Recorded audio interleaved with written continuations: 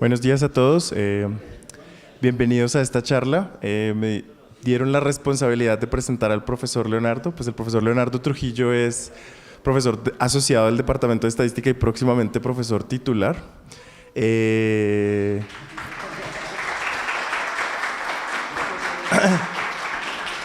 Fue subdirector del DANE y bueno, nos está acompañando hoy y nos va a presentar algo de su investigación más reciente. Entonces, pues sin más preámbulo, le doy la palabra al profe Leonardo. Vale, gracias Mario y gracias al comité organizador por invitarme al Simposio de Estadística. Este tema del que voy a hablar hoy se aleja un poquito de los temas que han estado ustedes viviendo durante estos días. Bueno, vamos a hablar algo de ciencia de datos, pero muy básico, o sea, realmente no es en la profundidad con la que se está manejando en esta semana y se alinea más con temas de estadística oficial y de muestreo, que digamos que no es el tema del simposio, pero gracias por incluirnos dentro de la programación, aunque fue último minuto porque creo que en algunas programaciones no aparezco, en algunas versiones del programa no aparezco, entonces pues bien, gracias. Ese es un trabajo compartido con Melanie Bernal, es una estudiante de maestría que ya terminó sus estudios y fue parte de su tesis de maestría, y con la profesora Natalia Roja de la Universidad de Emiratos Árabes, que son coautoras del trabajo que venimos haciendo. Básicamente el tema se refiere, como lo dice su nombre, modelos de árboles aleatorios con efectos mixtos para estimación de áreas pequeñas. Un poco para desentrañar ese título y lo que significan cada uno de esos términos, vamos a comenzar hablando por qué es el problema de estimación de áreas pequeñas. Entonces, cuando hacemos estadísticas o cuando hacemos censos o encuestas, queremos llegar a ciertos niveles de desagregación y eso lo que nos lleva es a una posibilidad de tener información muy detallada, que es la primera palabra que aparece aquí resaltada, detallada, pero además que sea detallada queremos que sea información precisa. Cuando hacemos encuestas normalmente diseñamos un tamaño de muestra y ese tamaño de muestra por restricciones de presupuesto pues no logra ser lo adecuado para tener precisión a todos los niveles de desagregación que quisiéramos. Las encuestas del DANE, por ejemplo, la mayoría llegan a estimación departamental, algunas llegan a estimación de 32 ciudades principales o bueno, las capitales de departamento, o algunas ni siquiera llegan a nivel regional, ni siquiera a nivel departamental, llegan solamente a nivel regional por las restricciones de presupuesto que tienen las encuestas. Los censos a su vez pues tienen un presupuesto muy grande, son muy grandes, pero pues no son continuos. Los censos son cada 10 años, es la recomendación internacional de las Naciones Unidas que se hagan censos cada 10 años de población y vivienda, son los que normalmente conocemos. Sin embargo, el censo económico que está haciendo actualmente el DANE lleva 40 años sin hacerse en el país, o sea que estábamos trabajando con una economía que no tenía negocios por internet, no tenía negocios online, no habían celulares, o sea era un país completamente diferente al que estamos obteniendo hoy en día, y gracias al DANE que estamos actualizando los marcos muestrales, porque finalmente de los censos salen los marcos muestrales con los cuales diseñamos las encuestas. Entonces básicamente el problema de estimación de áreas pequeñas se refiere a obtener información detallada y precisa, y sobre todo no se llega a esos niveles de desagregación porque los tamaños de muestra que finalmente llegan. Entonces los gobernadores van a decir, pero ¿cómo así que la encuesta tuvo un gran presupuesto para desarrollarse, pero solamente llega a nivel regional y mi departamento qué? Y los alcaldes van a decir, pero ¿cómo así que la encuesta llega a nivel solamente departamental y mi municipio qué? ¿Y dónde nos vemos reflejados? Y son 1.102 municipios en el país a los cuales es imposible que con encuestas logremos llegar finalmente a todos ellos, porque para algunos de esos tendrá muestra cero o tendrá muestra tan pequeña que no va a alcanzar a ser publicable la información que se pueda obtener con respecto a esos indicadores. Entonces, básicamente el problema de estimación de áreas pequeñas se refiere a estos dominios que se llaman dominios de áreas pequeñas y que no necesariamente, como su nombre lo dice, significa que sean áreas pequeñas. Puede ser un departamento completo como el Amazonas y simplemente se llama área pequeña, aunque sabemos que el Amazonas no es nada pequeño. Se llama área pequeña porque el tamaño de muestra que le correspondió al departamento de Amazonas no alcanza a cubrir las necesidades en términos de precisión y de detalle. El gobierno actual que tenemos, cada vez que hay un nuevo gobierno se diseña un documento que se llama el Plan Nacional de Desarrollo.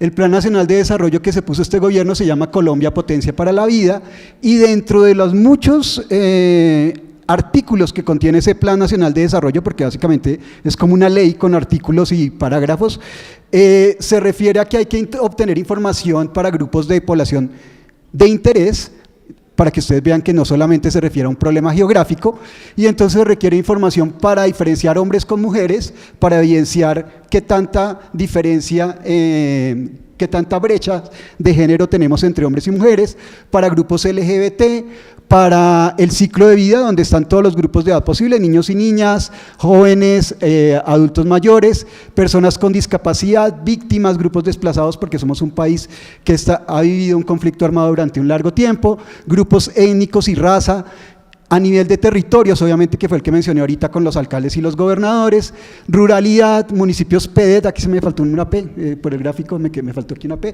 que son los municipios afectados por la violencia, básicamente, campesinos, ahora todo el tema de la economía popular que busca desagregar información a nivel de cuidadores, de vendedores ambulantes, que pues las encuestas no llegan a esos niveles de desagregación, y ni mencionar todos los cruces que pueden haber. Entonces, mujeres, niñas, población LGBT que son jóvenes, discapacitados que son víctimas, indígenas que son campesinos, etcétera, etcétera, todos los cruces que ustedes puedan hacer, que sería imposible que una encuesta tuviera toda esa cantidad de estratos, pues prácticamente se volvería un censo para poder cubrir todos estos grupos poblacionales y todos estos grupos territoriales que exige el gobierno mismo aquí en Colombia.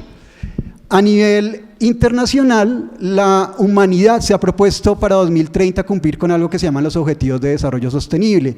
No sé si los han escuchado, son unos objetivos que se trazó las Naciones Unidas, y es que para 2030 vamos a acabar con la pobreza, acabar con el hambre, mejorar las condiciones de salud de los habitantes, mejorar la educación, reducir las brechas de género, mejorar el agua. Son 17 objetivos que no los voy a enumerar todos, ustedes los pueden consultar.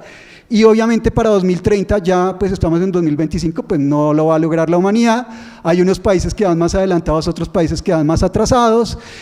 Colombia no está tan mal, pero pues obviamente los países nórdicos, que tienen bastante información, son los que van más avanzados. Y realmente, si me permiten dar una opinión muy personal, los gobiernos no han hecho absolutamente nada por estos 17 objetivos. Realmente hemos sido nosotros los estadísticos los que hemos avanzado en producir indicadores para al menos saber cómo estamos en los 17 objetivos a nivel internacional, pero tener los indicadores no soluciona la pobreza, ni los indicadores solucionan el acabar con el hambre. Entonces pues tenemos un problema que además estos indicadores también nos los están pidiendo no solamente a nivel nacional, sino a nivel departamental, a nivel municipal, porque cada municipio quiere saber cómo está con respecto a estos objetivos de desarrollo sostenible. El DANE, por primera vez en 2018, produjo un mapa de pobreza que pudo llegar a los 1.102 municipios del país. Esta información de la pobreza se obtiene con una encuesta que se llama la Gran Encuesta Integrada de Hogares, que no solo mide pobreza, sino que además mide mercado laboral, y es una encuesta que llega en desagregación a 24 ciudades con sus áreas metropolitanas, y solamente ese es el máximo nivel de desagregación que llega. ¿Cómo llegamos a este mapa del DANE con 1.102? Ustedes ven 1.102 colores en este mapa cloroplético que está aquí a la derecha. ¿Cómo llegamos a esos 1.102 indicadores? A través de métodos de estimación de áreas pequeñas. Entonces, básicamente lo que se hizo fue aplicar un modelo que se llama un modelo de área con un estimador que se llama el estimador EBP, que es el Empirical Best Predictor, y a través de ese modelo llegamos a ese mapa. Ahorita voy a explicar un poco los detalles de cómo son estas metodologías de estimación de áreas pequeñas. Es un trabajo que se hace integrando no solo la información de la encuesta, sino información con otras operaciones estadísticas, como por ejemplo el censo 2018, todos los registros del Departamento de Prosperidad Social en cuanto a familias en acción, jóvenes en acción, el Departamento de Planeación con los datos del CISBEN 4, datos del Ministerio de Educación con las matrículas, toda la base de datos del Ministerio de Salud con respecto a la BDUA, que son todo el sistema de afiliados, y integrando toda esta información y a través de métodos que son los que voy a presentar más adelante, se llega a esta estimación de áreas pequeñas. Pero también para estimación de emigración internacional. Esta es una información que se obtiene a través de la encuesta de demografía y salud del Ministerio de Salud.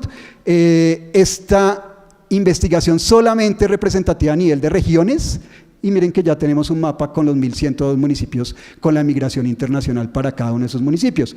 Y esta que se refiere a la experiencia de inseguridad alimentaria es un indicador de la FAO, que lo que mide es, en una encuesta de hogares le pregunta si usted ha comido si ha tenido las 3 comidas durante la última semana o si ha tenido problemas para acceder a la alimentación, que responde al objetivo de desarrollo sostenible de acabar con el hambre y que se hace a través de la encuesta de calidad de vida. La encuesta de calidad de vida solamente llega a desagregación a 6 regiones máximo y ya en 2024 pudimos producir un mapa que representa a los 1.102 municipios del país con sus restricciones del FIES, que es el indicador de inseguridad alimentaria.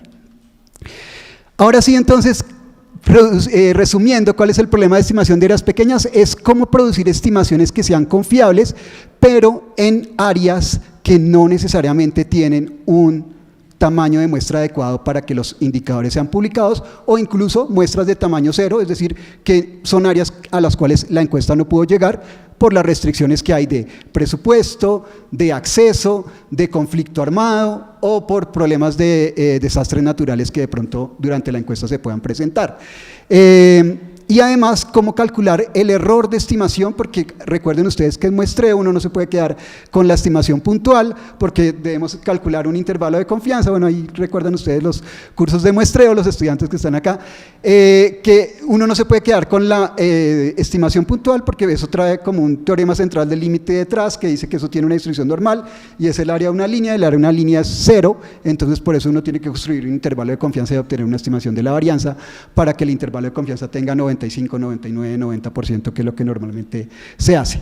Aquí están como algunas referencias de este tema de estimación de áreas pequeñas. Ustedes pueden ver que es un tema de este siglo. Básicamente el libro básico de estimación de áreas pequeñas es el libro de Rao, que es un libro de 2003, y ustedes ven que las referencias posteriores incluso nos llevan al libro del hijo de Rao, que es de 2025, que es un libro que acaba de ser publicado, que se refiere a estimación de áreas pequeñas robustas, y hay toda la trazabilidad entre esos dos periodos que hay para esas estimaciones, para esta bibliografía, perdón.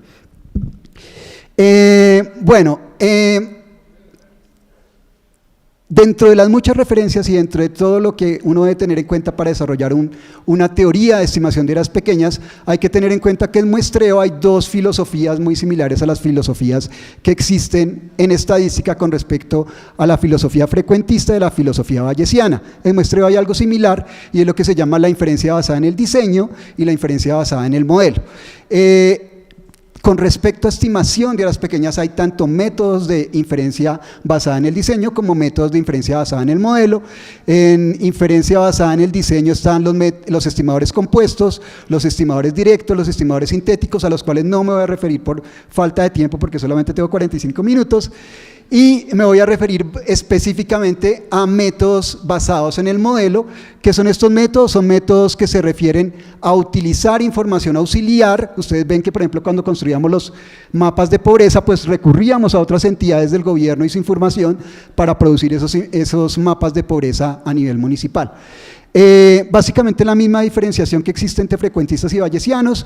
En la inferencia basada en el diseño el parámetro es una constante desconocida, mientras que en inferencia basada en el modelo el parámetro es una variable aleatoria, y como es una variable aleatoria pues se asume que tiene una distribución. Si ustedes recuerdan sus cursos de muestreo, muy probablemente ustedes nunca hablaron de distribuciones ni ninguna distribución por detrás ni de ningún modelo, a menos de que ya estuvieran en muestreo asistido por modelos, donde ya utilizan información auxiliar para obtener la estimación.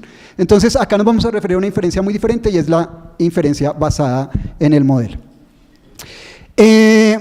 Respecto a la inferencia basada en el modelo, a su vez, haciendo la revisión bibliográfica, hay 2 tipos de modelos. Están los modelos a nivel de área y los modelos a nivel de unidad.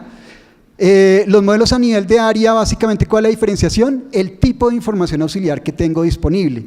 Cuando tengo modelos a nivel de área, me refiero a que la información auxiliar, sea de censos o registros administrativos, está a nivel de la área que yo quiero estudiar. Entonces, si estoy analizando grupos étnicos, debo tener información auxiliar de cada uno de esos grupos étnicos, lo cual es bastante complicado, porque pues ustedes saben que a nivel de grupos étnicos, pues el ejemplo más difícil, pues no hay mucha información. O sea, los indígenas no tienen ellos en sus propios sistemas, porque los indígenas tienen sistemas estadísticos propios, nos puede llamar la atención eso, pero los indígenas y los grupos étnicos ya están construyendo lo que llaman sus registros propios, y en esos registros propios pues normalmente pues no son registros que se hagan con mucha continuidad, que no tienen un nivel de desarrollo muy avanzado, apenas están iniciando, y pues poder tener información auxiliar a nivel de grupos étnicos es bastante complicado. Eso sería un modelo a nivel de área. O sea, cuando piensen en área, no piensen solamente desde el punto de vista geográfico, grupos étnicos no tienen nada que ver con geográfico. Puede ser también que tengo información a nivel municipal, información a nivel departamental, pero eso es un caso particular de los modelos de área. Los otros son los modelos a nivel de unidad, y es que la información auxiliar está a nivel de microdatos, o sea, son mucho más restrictivos todavía porque la información debe estar persona a persona, individuo a individuo, empresa a empresa. Entonces son un poco más complicados de implementar por la disponibilidad de información a ese nivel de desagregación, y eso se les conoce como modelos a nivel de unidad. En el modelo a nivel de área hay un modelo, el más famoso, que se conoce como el modelo de Fay-Herriot, es un modelo de 1979, ahorita vamos a hablar más específicamente sobre ese modelo, y a nivel de unidad el modelo más famoso es el modelo de Batiz, que es un modelo de 1988 y que responde a un modelo de regresión con errores anidados. Vamos a hablar un poquito entonces de los modelos de estimación de áreas pequeñas. Cuando hablamos de modelos de estimación de áreas pequeñas, necesariamente tenemos que hablar de modelos mixtos. ¿Por qué? Porque está la variable de interés en el dominio y está relacionada con una información auxiliar X, pero también hay unos efectos de área y hay un error muestral. Porque acuérdense que las encuestas, a diferencia de cuando uno tiene un modelo de área común y corriente, pues no consideran este error muestral porque se asume que la información es censal. Pero, dado que tenemos encuestas, aquí tenemos que considerar tanto efectos de área como efectos muestrales, digámoslo así. Básicamente, cuando llevo esto a un modelo matricial, pues tengo esta parte aquí que es como la parte fija, y esta como que la parte aleatoria, la parte fija es esta, y la parte aleatoria son estos dos componentes mixtos que se encuentran acá. El modelo de Fay-Herriot, que es el modelo de 1979, ha tenido una difusión y ha tenido una cantidad de aplicaciones, y básicamente las ventajas de este modelo de Fay-Herriot son que es bastante simple, es un modelo de efectos mixtos básico, protege la confidencialidad de los microdatos, porque lo que mencioné ahorita, no se necesita información a microdato, sino solamente información agregada a nivel de las áreas o de los grupos que yo quiera estimar. Producen estimadores consistentes bajo el diseño, toma en cuenta el diseño muestral, ahorita vamos a ver específicamente este modelo a nivel 1, y solamente requiere información para las áreas, lo cual es mucho más fácil de obtener que los modelos a nivel de unidad que requieren de microdato. Aquí está el modelo, básicamente es que mis estimaciones de la encuesta las voy a asociar a un diseño muestral. Ese es el primer modelo, y a su vez estos parámetros que estoy estimando dentro del diseño muestral los voy a relacionar con unas variables explicativas X que deben estar disponibles a nivel de área. Acuérdense que este modelo es a nivel de área, la información debe estar a nivel municipal o departamental o de grupo étnico, y esa es la información que combino en este modelo que finalmente se ve así con esta ecuación, y ustedes ven una ecuación muy sencilla, y que se conoce pues como el modelo de Fay-Herriot. Aquí hay que asumir que se conocen estas varianzas, las varianzas tanto de los efectos B como de los efectos de errores muestrales. Para encontrar esas varianzas que normalmente pues, en el modelo se asumen conocidas, hay que aplicar modelos iterativos como REM, otra posibilidad es utilizar funciones generalizadas de varianza, que es hacer una regresión entre varianzas y estimaciones, varianzas en eje Y y estimaciones en eje X, y encontrar las varianzas estimadas a través de ese modelo de regresión, que puede ser un modelo de regresión simple hasta modelos de regresión más avanzados. Bueno, adicionalmente, pues estos BIs, cuando uno encuentra el estimador de máxima verosimilitud, puede encontrar tres tipos de estimadores, el BLUP, y está el Empirical BLUP y el Empirical Best Predictor, digamos que son como los estimadores. Bueno, habría que tener mucho más tiempo, hacerte una clase de estimación de áreas pequeñas para explicar qué significa eso, simplemente para contarles que existen algunas posibilidades de estimadores diferentes que se pueden encontrar dentro de este modelo de Fay-Herriot, y hay un problema, y es que cuando consideramos esta estimación de estas varianzas, sobre todo esta sigma que está aquí, digamos que las gamma i's, ya les dije a ustedes que se pueden obtener por eso que se llaman las funciones generalizadas de varianza, pero cuando quiero encontrar este sigma hay un problema, y es que a veces las estimaciones de esos sigma en el modelo iterativo REM, que es el modelo que se utiliza básicamente para modelos mixtos, puede llevar a estimaciones de varianza negativas o estimadores de varianza cero, y algunos autores han considerado el problema de garantizar que esa estimación sea estrictamente positiva. En particular, hay un trabajo que tengo con unos colegas de Chile y de México donde proponemos el algoritmo M para garantizar que esa estimación sea positiva. El otro modelo que les contaba es el modelo de Batiz, es el que utiliza información a nivel de microdatos, es un modelo de errores anidados. Aquí ya ustedes ven que antes aquí teníamos una YI en el modelo de Fegeriot, ahora tenemos una YIJ porque tenemos el valor de la variable Y para el individuo I en el dominio J, entonces es un poco mucho más complejo y se conoce como modelo de regresiones anidados. Bueno, el problema que quisimos estudiar con Melanie y con Natalia se sale de estos dos modelos básicos que tenemos, básicamente porque queríamos estimar una proporción. Entonces, cuando tenemos una proporción, pues estos modelos donde están asumiendo normalidad, pues ya no nos funcionan, y afortunadamente pues existe una bibliografía bastante amplia de modelos de estimación de áreas pequeñas para estimar proporciones. Nosotros nos basamos básicamente en hay más. En este que está aquí de Molina y Stratoscova en 2020, ahorita vamos a ver específicamente dónde fue que hicimos las modificaciones, y quisimos ver qué pasaba si considerábamos un modelo de árboles aleatorios, que es la razón de esta charla del día de hoy.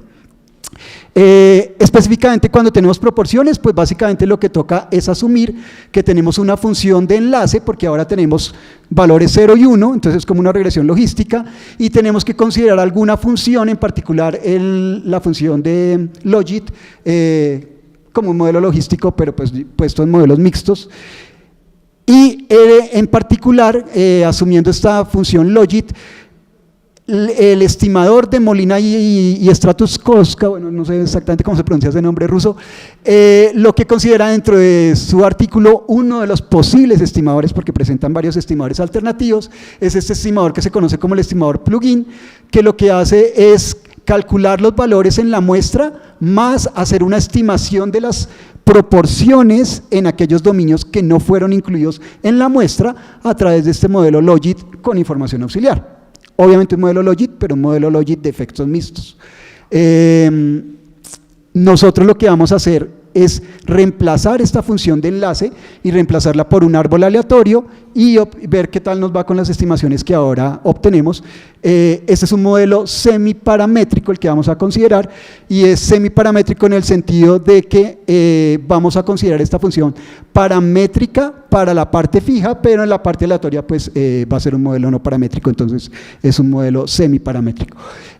Adicionalmente, Molina y su coautora proponen una forma de hacer la estimación de la precisión de los indicadores que finalmente se obtienen con este modelo, y lo hace a través de un bootstrap no paramétrico, donde lo que se hace es muestrear puntos de la población, replicarlos varias veces para construir una población artificial, y sacando muestras con reemplazo de la población artificial, encontrar este error cuadrático medio de estos errores, y con esto ya se obtiene una estimación de la precisión del modelo. Bueno, me paso esto rápido porque si no, no va a alcanzar. ¿Cuánto tiempo me queda? 28 minutos, vale, entonces me quedan 15 minutos, listo. Vale, listo, entonces ahora sí pasamos al tema de involucrar otros modelos diferentes, como los modelos de árboles aleatorios en estimación de áreas pequeñas. Cuando nos enfrentamos al problema pensábamos que era una idea nueva, pero sorpresa no, ya hay varios autores que han considerado el tema de considerar árboles aleatorios en estimación de áreas pequeñas. Lo que pasa es que no lo habían considerado en particular para el problema que nosotros teníamos, que era estimar una proporción. Todo es para totales o para promedios, no lo consideraron para proporción. Y aquí hay como algunos modelos alternativos que se pueden considerar en estimación de áreas pequeñas. Esto también es un llamado a otros colegas a que se vinculen al tema de estimación de áreas pequeñas, porque aquí hay mucho por hacer, porque se pueden considerar desde modelos mixtos, como lo que tradicionalmente se ha hecho en la literatura, pero también cuando tenemos áreas que son municipios o departamentos, podemos considerar modelos espaciales. Con la profesora Marta Borges y con la profesora Mayulus Polo estamos iniciando un proyecto de investigación de modelos espaciales en estimación de áreas pequeñas. Ya existen algunos modelos clásicos, como el modelo de Cressy, bueno, aquí no está incluido, que es un modelo de 1989 y que ha tenido como algunas mejoras a ese modelo que inicialmente Cressy propuso en los años 80-90. Pero también están los modelos aditivos, están regresión de splines, están los modelos de árboles aleatorios, donde nosotros nos estamos incluyendo en este momento, y también hay árboles aleatorios con aditivos bayesianos. Básicamente hay que considerar diferencias muy importantes entre la aproximación paramétrica a través de modelos mixtos logísticos y la aproximación a través de árboles aleatorios.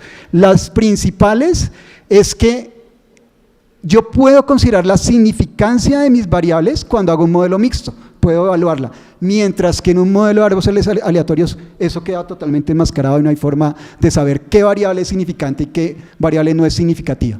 Simplemente es una regla de decisión que se va tomando a través de varios procesos iterativos, pero pues es imposible saber qué variables contribuyeron y qué variables no contribuyeron en el árbol de decisión. Eso sería como una desventaja que tendrían los árboles aleatorios.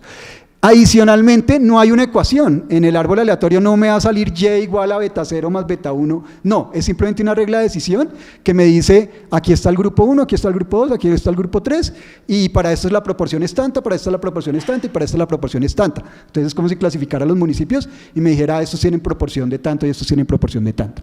No hay una forma del modelo, no hay supuestos en la distribución de los datos, pero mientras que aquí es difícil considerar relaciones no lineales, aquí no hay problema en los árboles aleatorios de considerar relaciones no lineales, que por ejemplo con las proporciones, pues sería como las relaciones que estarían llamadas a ser tenidas en cuenta. Se pueden considerar distribuciones altamente sesgadas o layers faltantes, no hay problemas con ninguno de esos problemas que sí existen en los modelos de efectos mixtos. Entonces digamos que hay unas desventajas y unas ventajas. Por un lado, entonces lo que queríamos era evaluar en términos de sesgo y de varianza quién terminaba ganando entre las dos aproximaciones. De los métodos de Machine Learning que nosotros consideramos, pues básicamente están los árboles aleatorios. Bueno, no sé si ustedes han considerado saben qué es un árbol aleatorio, es simplemente como una regla de decisión, pero los árboles aleatorios tienen demasiada variabilidad, entonces no fueron una alternativa para nosotros.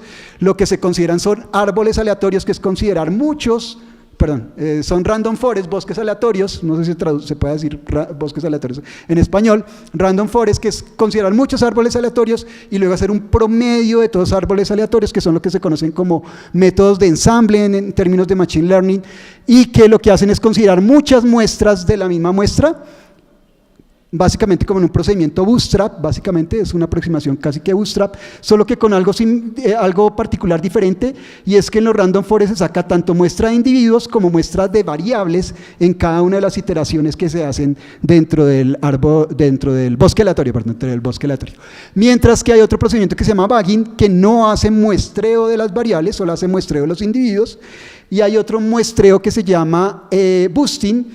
Bagging, la diferencia es que cada muestra que yo saco bootstrap se hace en paralelo, es decir, es independiente la una de la otra, mientras que en boosting es un procedimiento condicional, donde la segunda muestra depende de la primera, la tercera depende de la primera y de la segunda, etcétera, etcétera. Entonces es un proceso secuencial, y nosotros consideramos tanto estimadores bagging como estimadores boosting dentro de la estimación que vamos a considerar para el modelo de Molina. En modelos de árboles aleatorios para estimación de áreas pequeñas ya existen. Este profesor Smith, que se llama Timo Smith, fue el director de tesis de Natalia, que es una de las coautoras en la Universidad de Berlín, en Alemania, y pues a partir también de la revisión de literatura que él hizo, por eso fue que llamamos a Natalia a participar de este proyecto. En particular, con respecto a boosting, existe este método que se llama Gaussian Process Boosting. El profesor Eck estaba hablando en el curso sobre procesos gaussianos, y básicamente lo que nosotros consideramos en este modelo de boosting fue el modelo de procesos gaussianos, y básicamente es por la siguiente particularidad, y es básicamente lo que vamos a hacer en el estimador de Molina, es reemplazar estas estimaciones de las P's con respecto al modelo logístico, al modelo un modelo que se conoce como árboles aleatorios de efectos mixtos, este es un paper de una profesora de Canadá que se llama la profesora Hayem. ¿Y cuál fue el primer reto y la primera dificultad que nos encontramos cuando fuimos a hacer estos modelos? Es que necesitamos no árboles aleatorios, sino que necesitamos árboles aleatorios con efectos mixtos. ¿Cómo se construye el árbol aleatorio para efectos mixtos que propone Hayem? Básicamente es hacer un bosque aleatorio para la parte fija, y una parte no paramétrica que se hace a través del bootstrap para la parte aleatoria. Y con respecto al MEVO, digamos que esto lo que traduce es bagging con efectos mixtos, y esto lo que traduce MEVO es boosting con efectos mixtos. Afortunadamente, haciendo la revisión de la literatura, ya existían los métodos de bagging y de boosting con subversión con efectos mixtos. Ese es el paper de Hayem que les cuento de 2014, y pues lo que hicimos fue extenderlo para proporciones, y el método de boosting, perdón, extenderlo no, los métodos de bagging y de boosting ya están para proporciones porque son métodos de clasificación, y el método de Sigris de 2022, que como les digo lo que utiliza son procesos gaussianos. Hicimos una simulación donde simulamos una población con respecto a dos variables auxiliares, construimos una función de logit, construimos estratos donde íbamos incrementando el tamaño de muestra de 10 en 10, esto un poquito para verificar qué pasaba en términos del efecto del tamaño de muestra sobre las estimaciones, y utilizamos la librería Smurf, que es una librería de R donde se puede hacer random forest con efectos mixtos, y utilizamos la librería GPBoost, donde se puede hacer boosting con procesos gaussianos, y con esto encontramos las estimaciones y produjimos los errores cuadráticos medios. Entonces, aquí está el estimador directo. Estas son las estimaciones de la encuesta naturales, las simuladas, obviamente esto no es una encuesta real, y aquí están las simulaciones con respecto al modelo de efectos mixtos, que ustedes ven se confunden aquí con el boosting, y al método de random forest, pues aunque sí es una mejora con el estimador directo, pues no le va tan bien con respecto al método tradicional de efectos mixtos, no hay problema. Sin embargo, aquí hay un problema, y es en términos cuando desagregamos este error cuadrático medio en términos de sesgo y de varianza. El sesgo del método de bagging es súper volado, no sabemos por qué, o sea, no hemos podido darle una interpretación a eso. Sin embargo, el profesor David Newhouse es un profesor del Banco Mundial.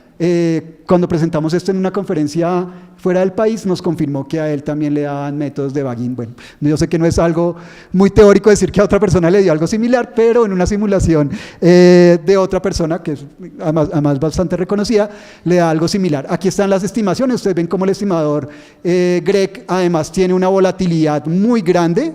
Aquí estos están cada uno de los 300 dominios. Sobre todo tiene una volatilidad muy grande cuando los dominios tienen tamaño de muestra muy pequeño, como es de suponerse. Pero ustedes ven como los métodos de tanto de efectos mixtos como de árboles aleatorios, pues son bastante como consistentes respecto a las estimaciones, pero pues bagging definitivamente no resulta ser una posibilidad. ¿Bagging qué es? Bagging es árboles aleatorios con efectos mixtos, no parece ser una buena posibilidad, como si las boosting. Aquí tenemos una aplicación que hicimos para el programa del DNP, del Departamento Nacional de Planeación, con respecto a la erradicación de cultivos ilícitos en el país. Queríamos ver qué tan bien le fue al programa de erradicación de cultivos ilícitos, siendo que este programa ha sido implementado desde el 2016 y pues no se había hecho como una evaluación de qué tan bien le había ido. Entonces nuestra variable indicadora es, después de implementar el programa, cómo han sido exitosas o no han sido exitosas las erradicaciones forzadas en el área. Ustedes notan que es una variable sí o no, por eso era que teníamos una proporción a estimar. La población objetivo es este programa que solamente llega a 14 departamentos, entonces pues no es una encuesta que necesitáramos hacer a nivel nacional, solamente para estos 14 departamentos objeto del programa, en 56 municipios y con 3.785 áreas rurales. El parámetro pues es la proporción de familias que han sufrido... bueno, aquí me falta una palabra, que han sufrido erradicación forzada exitosa en su finca, en su vivienda, y las variables auxiliares que teníamos para construir el modelo de árboles aleatorios era, bueno, y también el de efectos mixtos, era el género y la edad de la cabeza del hogar, cuánto fue el área sustituida por el cultivo ilícito en metros cuadrados, un indicador de si el hogar adicionalmente recibía algún otro tipo de beneficio como ese que les comenté de Jóvenes en Acción, Familias en Acción, esos beneficios que tiene el gobierno. Aquí está como en colorcitos los departamentos donde aplica el programa. Y están los tamaños de muestra. Miren ustedes que en Bichada y Guainía el tamaño de muestra era 0. En otros departamentos como Bolívar, Valle del Cauca era un tamaño de muestra mínimo que no permitía estimaciones a ese nivel departamental. Básicamente es un problema de estimación de áreas pequeñas porque digamos que no tenemos un tamaño de muestra suficiente para poder estimar esos indicadores, este indicador a nivel departamental en los departamentos del programa. Ustedes notan cómo el tamaño de muestra varía desde 0 hasta 591 a nivel de municipio y de 0 a 591 a nivel de departamento. Debe ser un departamento donde solamente tenía un municipio en el programa. Aquí están lo que era la estimación que da al aplicar la encuesta sin tener en cuenta ningún modelo. Este es un indicador que se conoce, bueno, aquí está mal, no es margen de error, es coeficiente de variación.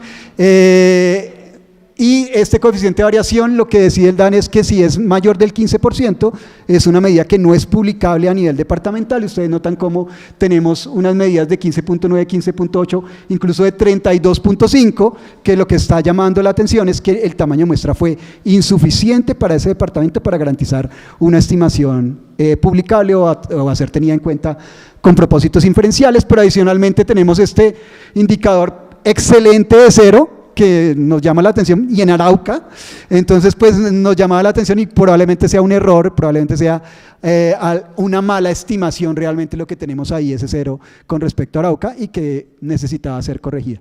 Entonces lo que hicimos fue considerar un conjunto de entrenamiento del 80% y un conjunto de prueba del 20% para aplicar los métodos de árboles aleatorios y también considerar el modelo de efectos mixtos tradicional. Aquí están como las gráficas ROC de cada uno de estos modelos. Ustedes ven como, pues, queriendo obtener la máxima área bajo la curva, pues el modelo de efectos mixtos y el modelo de boosting pues se ven moderadamente bien.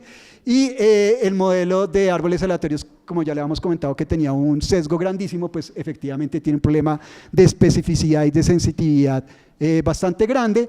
Lo mismo en términos, bueno, de los histogramas de la predicción, no me voy a referir a eso. Y finalmente obtenemos los mapas cloropléticos para los 14 departamentos. Noten ustedes, esto era lo original en el directo. Para Bichada, Guainía y Bolívar no teníamos estimación, ni para Arauca, mientras que ahora sí podemos obtener estimación para todos los 14 departamentos donde el programa aplica con coeficientes de variación adecuados. En términos de error cuadrático medio, de nuevo el MERF supervolado y los modelos mixtos y los modelos de boosting pues son los ganadores pues comparados con los estimadores directos o los métodos de Random Forest, y los estimadores son consistentes con todos los métodos. En conclusión, pues no hay un claro ganador, o sea, la conclusión es un poquito triste porque no hay un claro ganador entre los modelos mixtos y los modelos de boosting. Sin embargo, pues sí ya se pueden descartar completamente los modelos de bagging.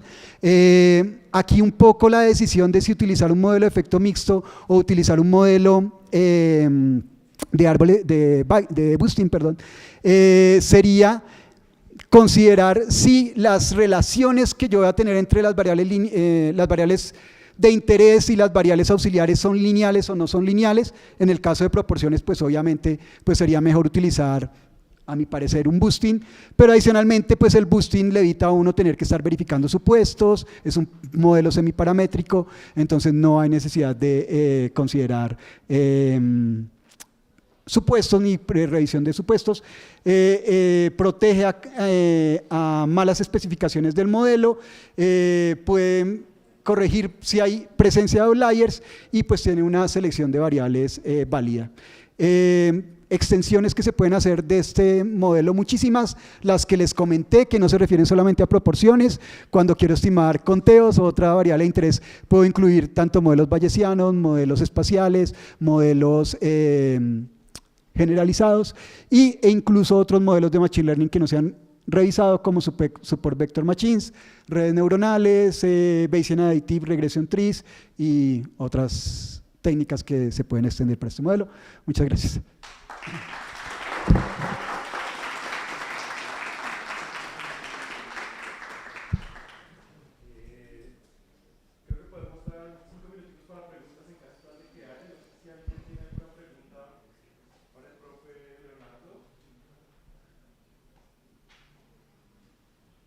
Fue muy rápido, yo sé. Entonces, tengo una pregunta, profe. Yo había oído que el Dani también estaba...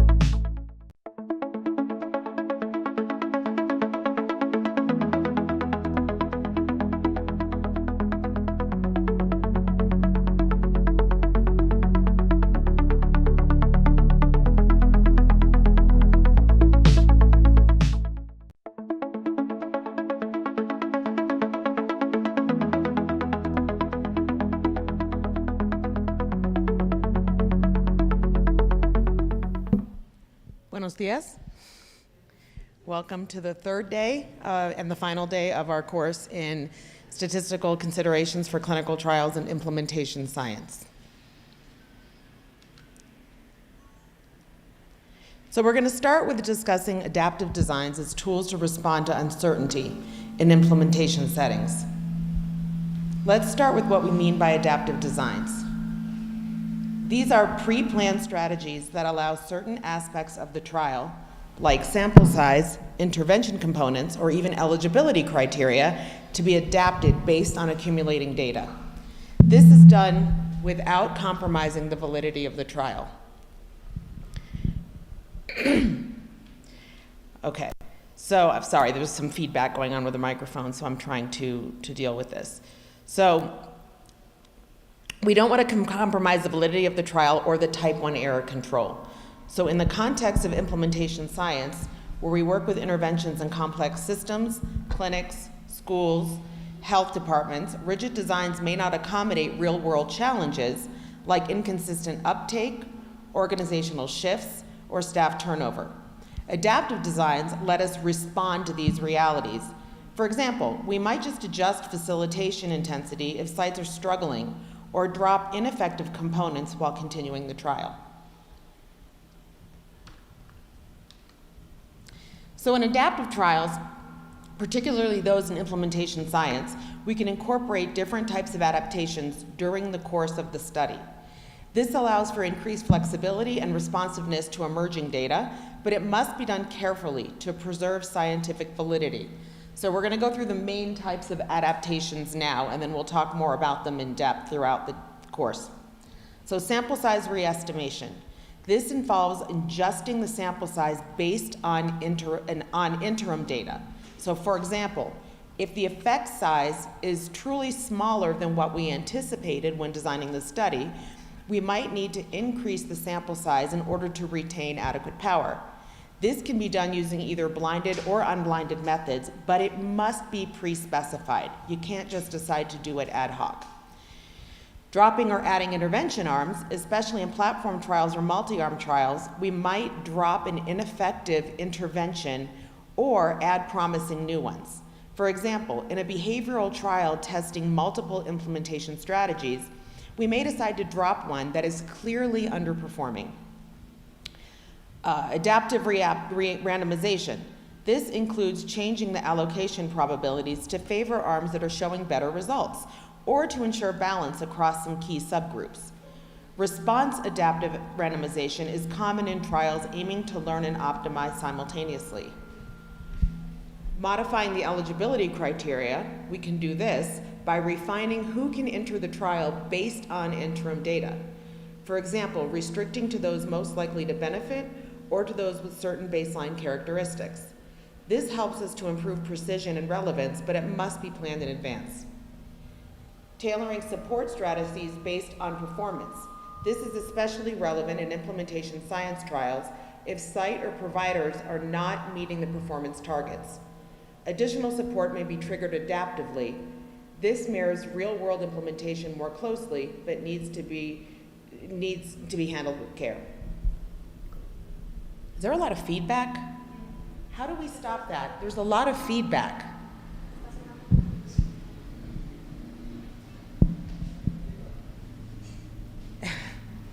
Okay, I'm just going to hold it really far away for now. Maybe that will help.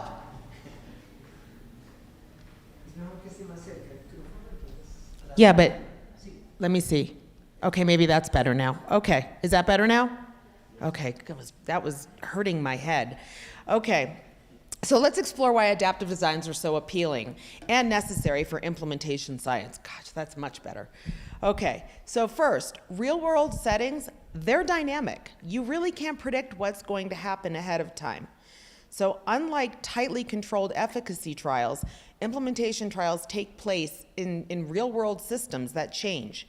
Staff may turn over, so they might leave their jobs, or we get new staff. Policy shifts, we get new technologies and equipment, and adaptive designs let us to respond to these changes systematically and in a transparent way. Secondly, adaptive designs support mid-course corrections. So if an implementation strategy doesn't work or doesn't seem to be working as originally intended, we might want to change some things like escalate support, drop low-performing components, or maybe even reallocate resources. Adaptive trials let us make these changes based on what we see in interim data, so data we collect during the trial, while still preserving our scientific rigor. Third, these designs align with the goals of learning health systems, where data from practice feeds back into improvement. An adaptive trial is inherently iterative and learning-focused. Fourth, they improve efficiency and relevance. Rather than waiting for the end of a trial to learn what works, we can make timely adjustments, increase power where needed, and avoid wasting resources on arms that are clearly going to be ineffective. And finally, adaptive designs help us respond to heterogeneity. Implementation barriers and facilitators vary across sites, regions, and populations. So by embedding adaptations into our trial design, we acknowledge that the one-size-fits-all does not always work in implementation sciences. So this slide provides an overview of several types of adaptive designs that have been applied or especially promising for implementation science, and we will go over these in detail. These designs help us answer questions not about what works, but how to improve delivery and uptake in real time, which is what implementation science is about. So SMART designs stands for Sequential Multiple Assignment Randomized Trials, and this is a cornerstone of adaptive implementation research. They test multi-stage interventions. For example, a site might start with low-intensity support, and those that fail to improve can then be randomized again to more intensive supports. This reflects real-world decision-making. If Plan A fails, we move to Plan B. For example, a study might test which combination of audit and feedback and facilitation works best for different types of clinics based on their early fidelity performance. The second type we're going to talk about is an adaptive step wedge design. So yesterday we learned about step wedge designs, which roll out intervention in waves. Adaptive versions of this allow flexibility in timing, sequence, or support levels based on performance or readiness. For example, sites struggling with early fidelity may get extra booster training before their crossover date, or their transition may be delayed. Bayesian adaptive trials, so Bayesian designs allow for continual updating of the probabilities for each strategy's effectiveness based on accumulated data. So it doesn't treat the effectiveness as a parameter, it treats it as a probability, and it updates it with data that we have in a Bayesian way. These designs can be especially helpful when combining clinical and implementation outcomes. They also support early stopping for futility or success, and are more flexible when evaluating complex interventions across multiple contexts. Platform trials is a kind of trial that allows multiple implementation strategies to be tested at the same time, with the ability to add new ones or drop ones that are clearly ineffective over time. This is efficient for long-term learning across systems or regions and reflects the reality that in implementation science, strategies may evolve based on emerging policy, workforce, or leadership changes. Sample size re-estimation or reallocation is especially useful in cluster trials. If the early data show high variability or lower uptake than expected, you can increase the sample size or shift enrollment so that people are more likely to be enrolled to better performing arms or sites. Responsive adaptive allocation lets trials shift allocation probabilities towards more promising strategies based on interim outcomes, optimizing benefit across the trial without waiting for final results.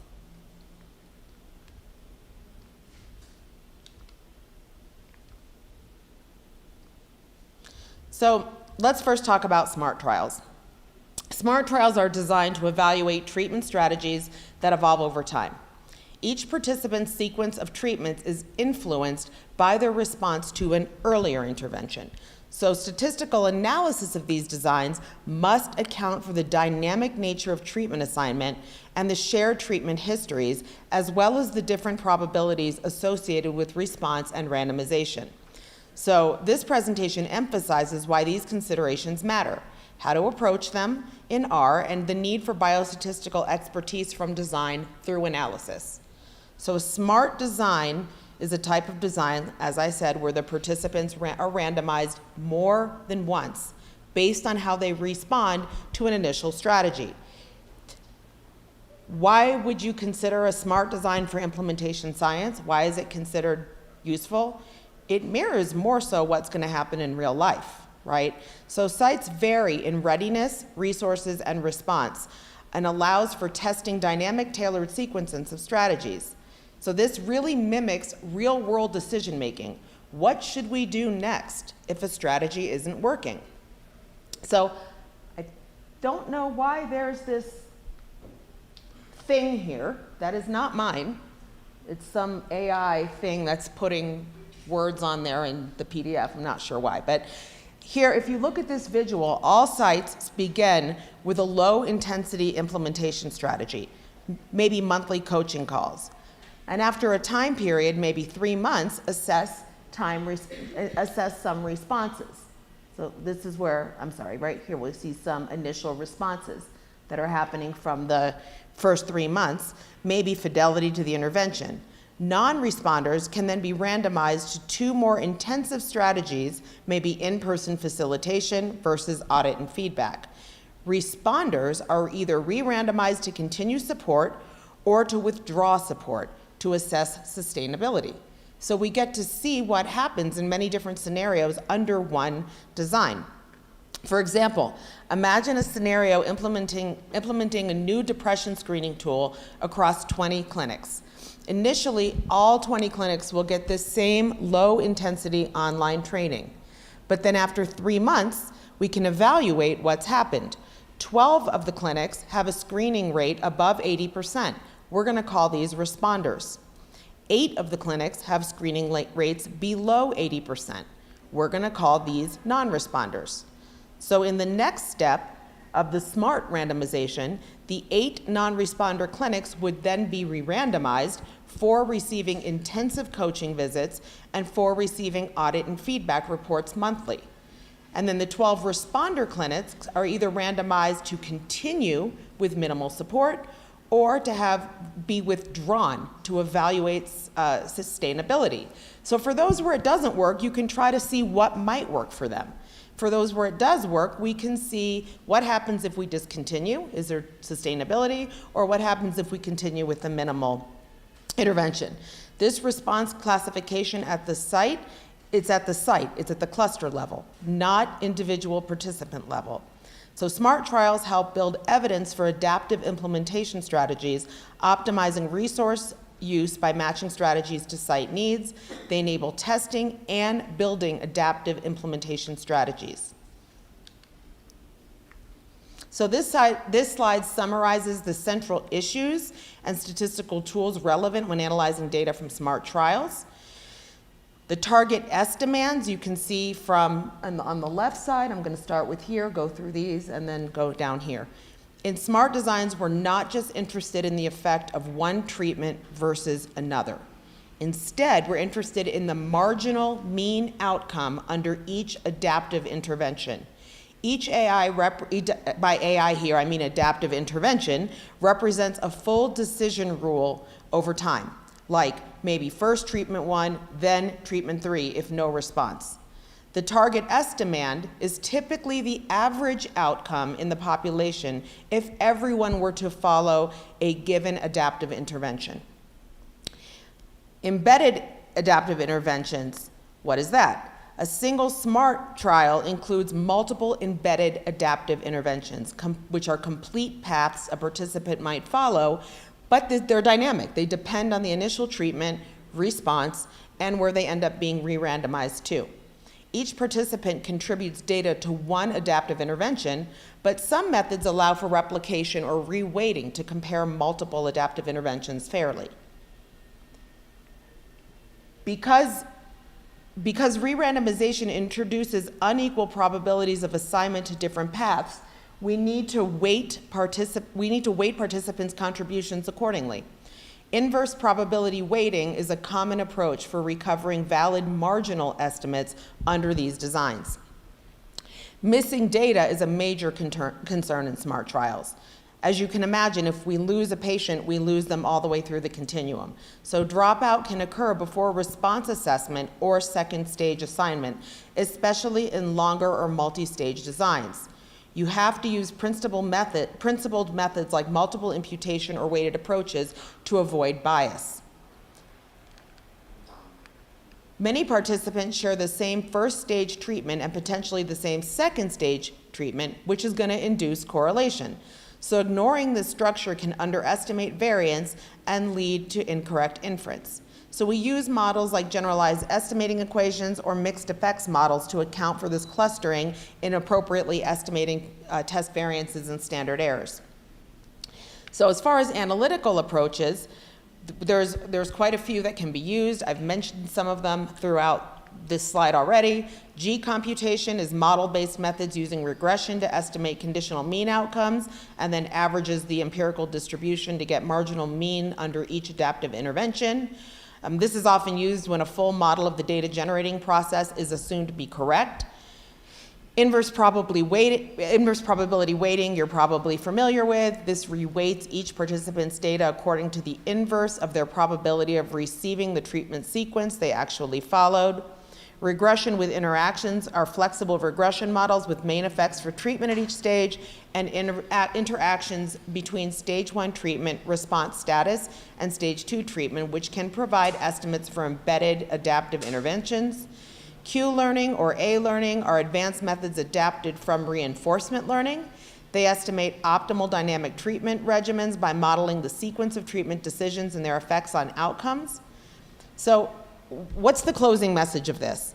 For biostatisticians, it's so critical to engage early in SMART trial planning to ensure estimates are clearly defined, data are collected in a way that supports valid inference, and the analysis plan reflects the design's complexity.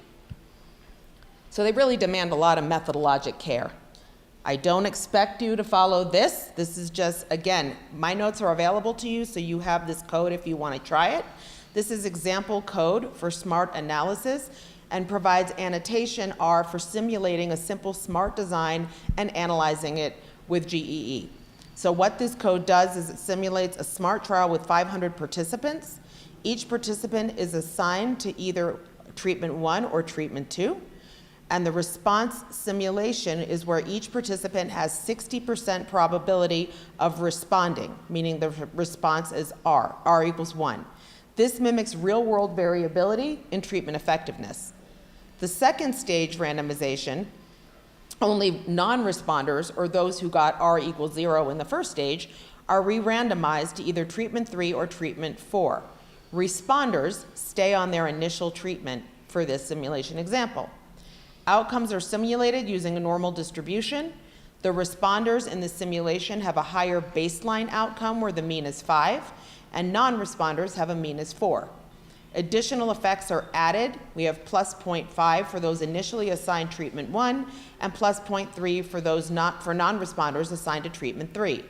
This structure mimics treatment effect heterogeneity. We label each participant's full treatment path to define their adaptive intervention, and then we use GEEs from the GEE pack to estimate the marginal mean outcome by adaptive intervention, which accounts for within subject correlation, using an independent structure for simplicity for the working correlation matrix. And this simulation provides a transparent example of how SMART data are structured and analyzed. So this bar plot compares the mean outcome for each of the adaptive AIs in the simulated SMART trial. So these are all the possible paths that participants could take based on this simulation. Each bar shows the average outcome for a specific treatment path. So this would be treatment 1 responder. This is treatment 1 non-responder going to treatment 3, and so on. The error bars represent the standard errors of the means. As I said, the labels like TX1 is the responder, identify responders to first stage treatment. And so by this visual comparison, you can see how different adaptive interventions may perform in terms of average outcome. There's variability across groups, which may suggest areas where personalization or adaptation yields benefit. So in real analysis, such comparisons should be supported with adjusted statistical models like GEE. Okay, in this slide, I just have all of the acronyms that are in my previous slides. So if you do end up taking a copy of my slides, you have this to help you remember what the acronyms mean. Okay, so now we're going to talk about adaptive step wedge designs. So yesterday we talked about stepped wedge designs. Now we're going to talk about adaptive step wedge designs. And so unlike the traditional stepped wedge designs we talked about yesterday with fixed rollout schedules, adaptive versions allow changes in the timing or additional support. Sites may receive booster training or crossover at different times, depending on their readiness or performance. This makes the design more feasible and equitable in implementation settings. So here we have key methodological considerations and modeling strategies for adaptive stepped wedge designs in implementation science. These designs offer a structured but flexible framework for evaluating interventions in real-world contexts. So what are the key considerations? Number one, there's hybrid objectives. Many implementation studies today aim to evaluate both the clinical effectiveness and the implementation success.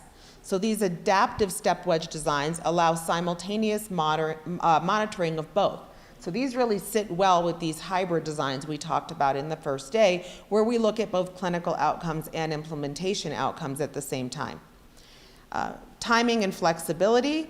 So in traditional step wedge designs follow a very rigid preset schedule for rolling out the intervention across the clusters.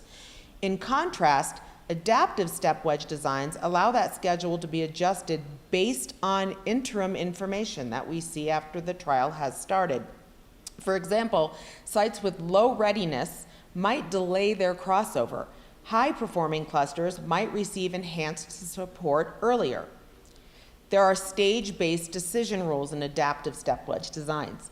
Adaptation may occur at specific decision points, maybe quarterly, using rules defined in advance.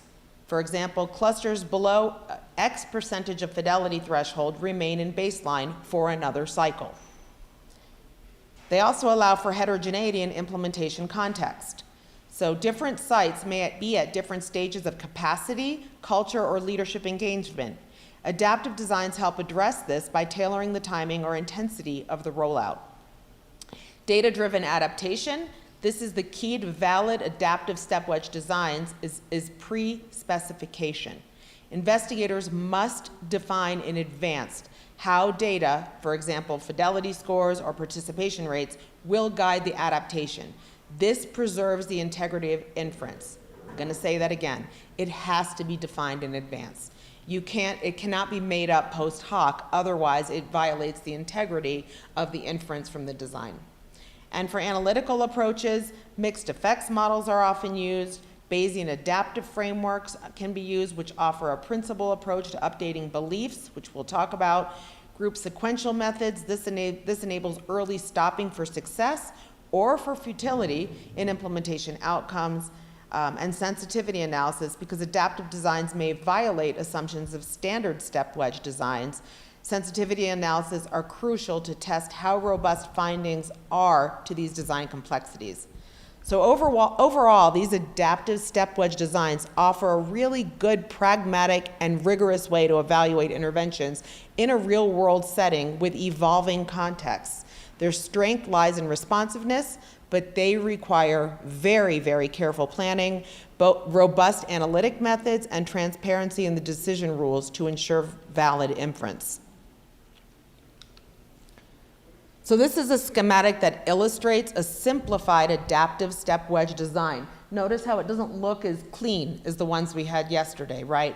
So that's because the timing can be adaptive as to when clusters move. Each row in this represents a cluster, maybe a hospital or a clinic, and each column represents a time period. The gray blocks represent control periods before the intervention, where the blue box represent the intervention periods.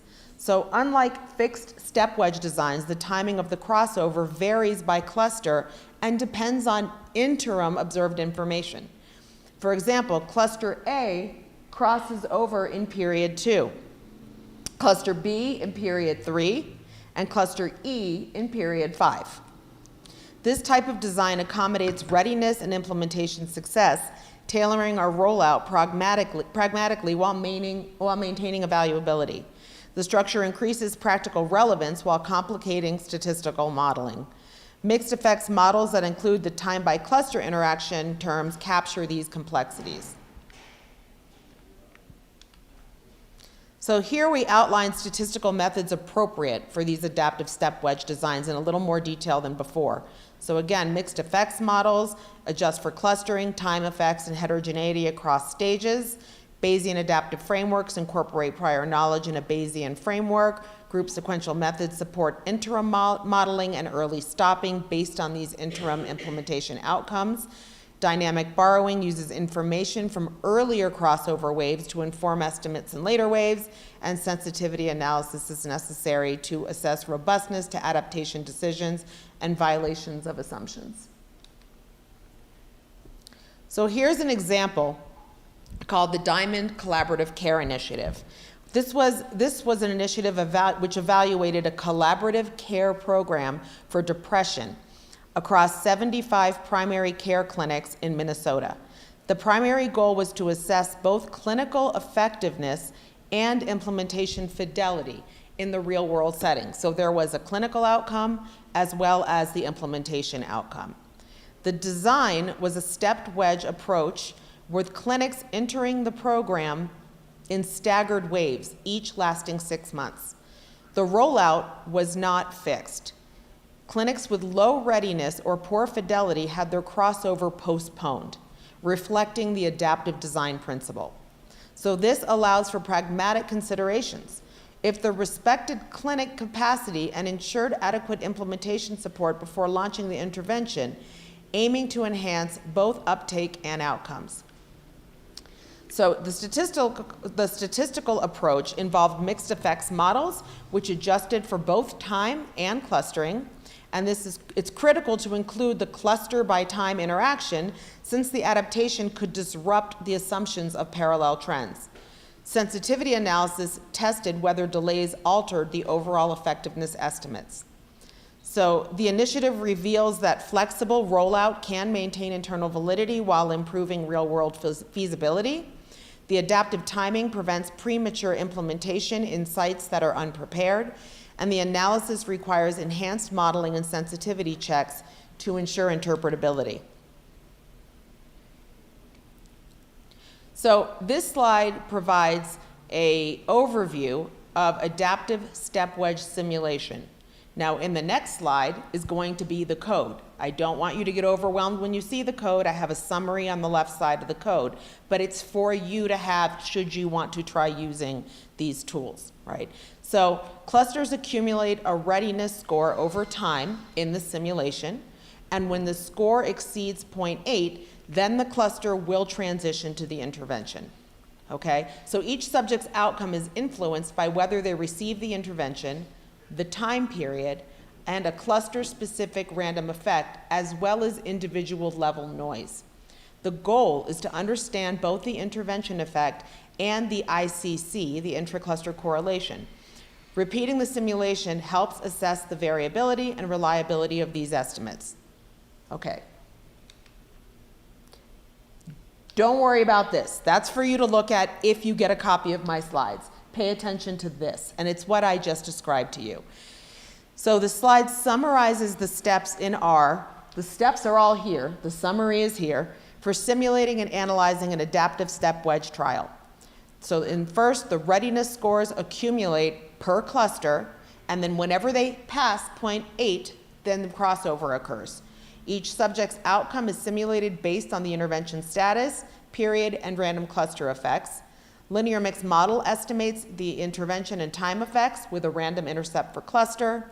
The ICC is calculating using a ratio of cluster variance to total variance, and this simulation is repeated 100 times, which gives distributions for both the effect estimate and the ICC. The thing to remember here, the thing that makes this an adaptive design, is that the timing of when the clusters cross over is not known in advance. It is dependent on when their readiness score for a specific cluster passes 0.8. So it's dynamic in that way. Okay, so this is the results of the model fit and the ICC estimate from the simulation that I've just described. The mixed model captures the average intervention effect, which is around 0.5, and the linear time trend, which is about 0.1.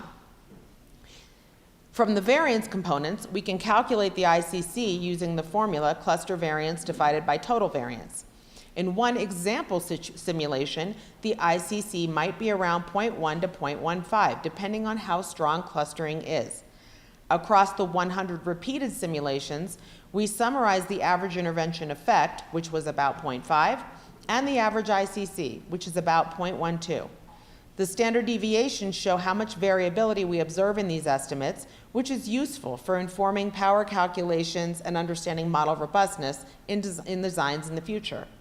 The plot displays the mean outcomes over time by the intervention status.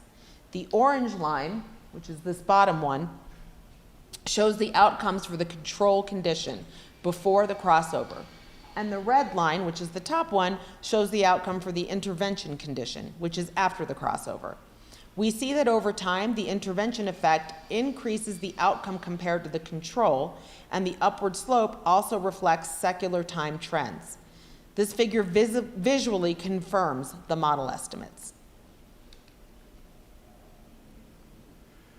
And so this slide explains the ICC and its estimation from the linear mixed model. So again, the ICC measures how similar the outcomes are within clusters, which is important for planning future trials. Repeating the simulation 100 times allows us to estimate variability in both the intervention effect and the ICC. So this approach shows how consistent the adaptive design is in producing reliable inference. High variability in ICC or treatment effect would suggest the need for design adjustment or larger sample sizes. So the slide presents the distribution of key estimates from the adaptive step wedge simulation. This left panel shows the distribution of the intervention effect estimates over 100 simulation runs. The vertical red dashed line, which I think you can see that right in the middle, represents the mean effect, which is approximately 0.5, matching the true value used in simulation. Looks like my numbers got cut off there, but it is at 0.5. The right panel shows the distribution of the ICC values estimated from the model. The mean is around 0.12, just a little bit above that, with some variability across runs reflecting the level of within-cluster correlation. So these plots help us assess the precision of our model-based inference, since we know what they should be because it's our simulation. And it guides future trial planning based on the variability in these parameters.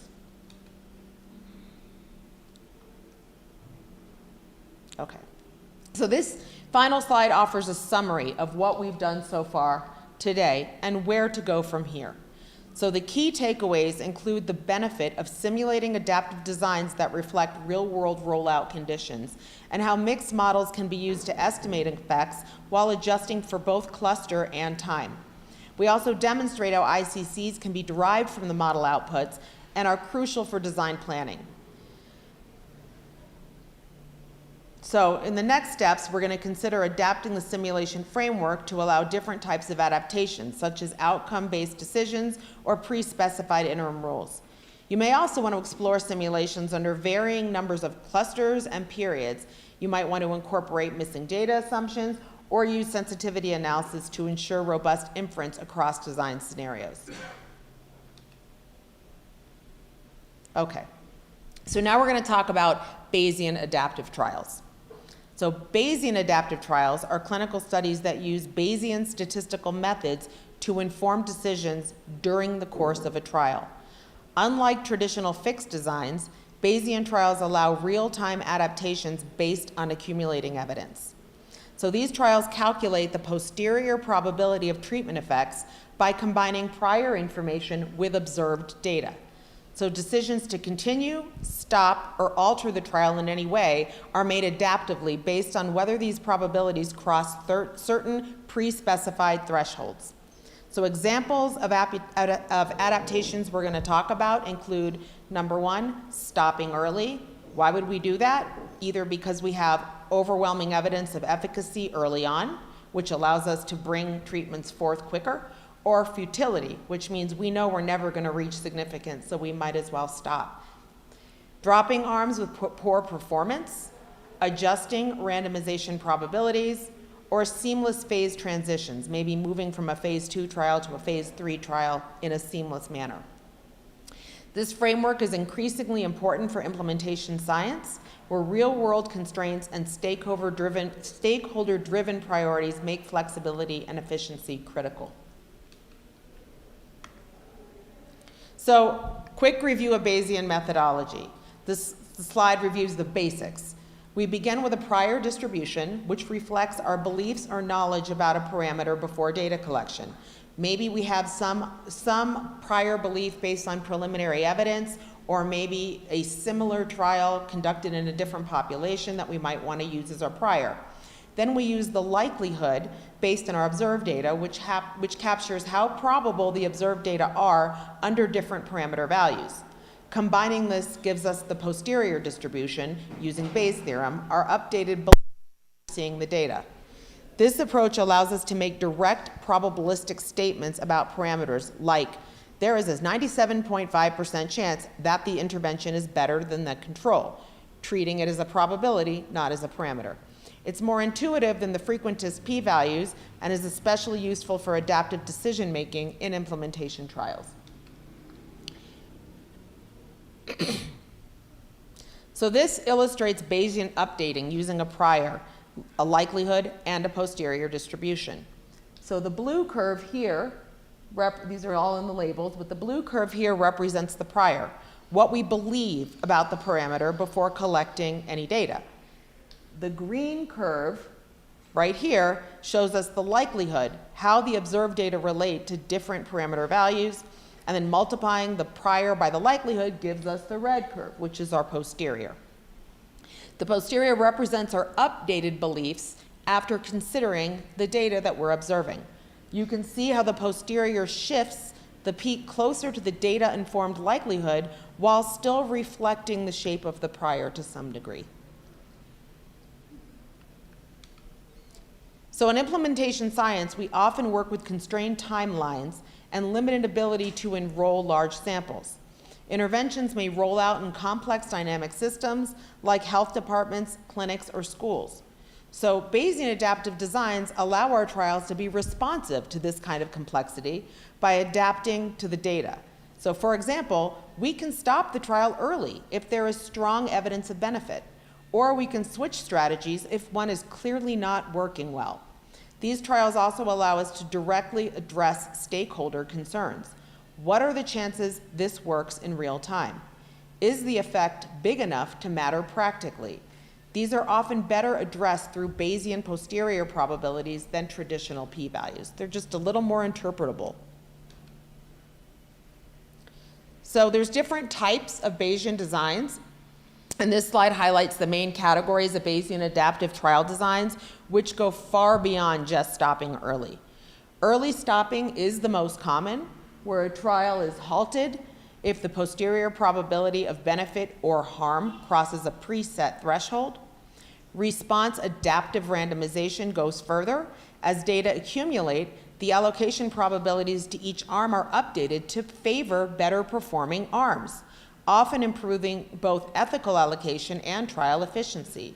It is much easier to recruit patients to trials that are using responsive adaptation because they're more likely to be randomized to groups that are doing better. Sample size re-estimation uses the posterior distribution to assess uncertainty. If more precision is needed to make a confident decision, the trial may be extended. So maybe our initial beliefs about what variability looked like were not valid, we find out that variability is a lot greater, so then we can adapt the sample size. Arm dropping or addition is a hallmark of platform trials, where ineffective treatments are dropped as evidence builds. We'll talk about those a little later today. And then also promising new arms can be added. Finally, Bayesian hierarchical models allow sharing of information across different clusters, time points, or patient groups. This is extremely helpful in the messy, multi-level settings of implementation science. So here we can see one of the most common types of Bayesian adaptive designs, which is early stopping based on posterior probabilities. So what we're looking at here is a two-arm randomized trial comparing an intervention to a control. The primary outcome is binary. For example, adoption of an evidence-based practice. Interim analyses are planned after every 100 participants, meaning we will evaluate the trial's progress at n equals 100, 200, 300, up to a planned maximum of 500. The stopping rule is defined using the posterior probabilities from a Bayesian model. Specifically, we will stop the trial early for efficacy if the posterior probability that the intervention effect is positive exceeds 0.975. We will stop the trial early for futility if that posterior probability drops below 0.05.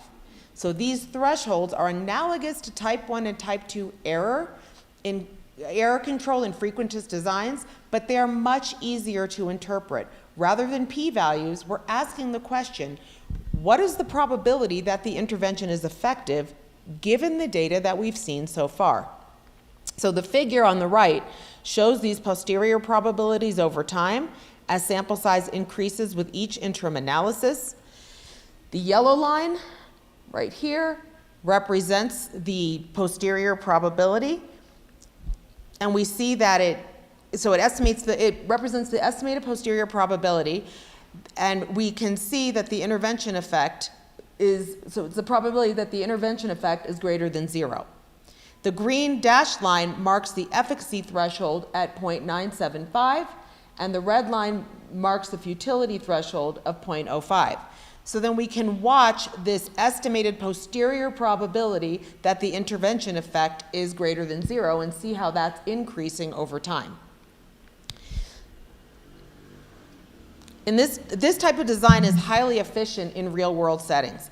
If an intervention is clearly working or clearly not working because it's either crossed a threshold showing that it's working or crosses a threshold showing futility, we can stop the trial early.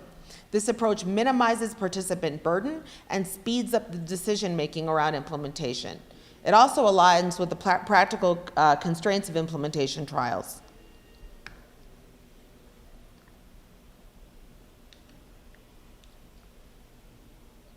So here we highlight a powerful feature of many Bayesian adaptive trials, which is response adaptive randomization. So this is a multi-arm trial design in which the randomization probabilities are not fixed. They adapt over time. So the idea is simple. As we accumulate data, we learn which arms are more promising, and we begin assigning more participants to the arms that look like they're more promising. It's a Bayesian approach because the adaptation is guided by the posterior probability that an arm is best. So before we were talking about the posterior probability that the treatment effect is greater than 0. Here we're talking about the posterior probability that each arm is the best. So why would we use response adaptive randomization? Well, ethically it's advantageous because more participants receive potentially better treatments. There's an efficiency advantage because more data accumulate on the promising arms, which increase precision of the arms that are performing well. It's appealing in implementation science, especially when comparing strategies for uptake or fidelity across multiple intervention types or setting. So how does it work? We start with equal allocation maybe. So maybe if there's 3 arms, 1/3 in each of the arms. And at each interim analysis, we update the model, recalculating the posterior probability of success for each arm. These probabilities are then translated into updated randomization weights. For example, if arm C appears to be the most effective arms after 2 interims, its allocation proportion increases. So the plot that you see here on the right shows allocation probabilities over time for 3 arms, A, B, and C. Each line represents the allocation probability to an arm at a different interim analysis. Initially, all of the arms are equally likely excuse me, to be assigned, about 33% each. By later interim looks, arm C shows increasing probability of being assigned, indicating that it's performing better. Conversely, arms A and B receive progressively fewer assignments as the trial progresses. So this response adaptive randomization may delay learning about weaker arms, so it's often used with minimum allocation thresholds, and the analysis must account for changing assignment probabilities, which adds complexity. Despite this, in Bayesian frameworks, the inference naturally adjusts for these adaptations.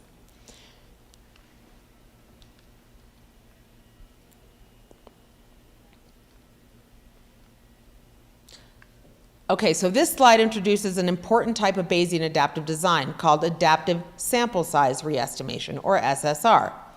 So in contrast to fixed sample trials, adaptive sample size re-estimation allows the sample size to grow until data reach a pre-specified level of certainty. Here we're using a Bayesian criterion based on the width of a posterior credible interval. The narrower the posterior interval, the more precise our estimate is. So once uncertainty is small enough, we stop enrolling participants. So this is as opposed to a fixed sample size design. So the design shown uses a posterior confidence interval width of less than 0.2 as the stopping rule.